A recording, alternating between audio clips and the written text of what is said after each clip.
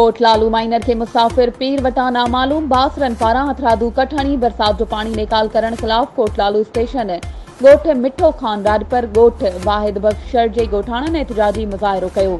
जॾहिं त रोड बंदि हुजण करे सभी गाॾियूं बीठी वयूं।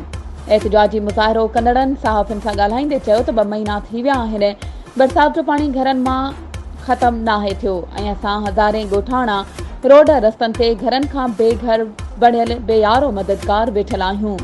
कंहिं बेसार नाहे लधी वरी वधीक बासर न्यू कोटलालू माइनर के हथरादू कट हणी असांखे ॿोड़े रहिया आहिनि। इरीगेशन इंतज़ामिया तोड़े ज़िले इंतज़ामिया बासरनि आॾो ख़ामोश तमाशाई बणियल आहे।